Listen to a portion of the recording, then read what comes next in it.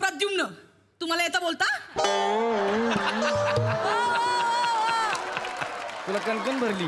हा जराशी. Today was tough day. It was.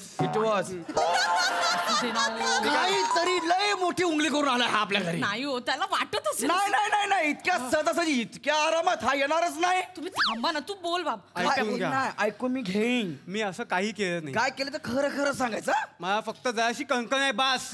मी दमलोय, बाकी काय नाही ना? मी व्यापलोय हा. अक्षरशः. हा पप्या, तू आतमध्ये फक्त एवढंच आहे की कोणी माझ्या नावाने बोंबा मारत हा. आलं तर त्याला फक्त 10 लाख रुपये देऊन मॅटर मिटवून टाका. ठीक.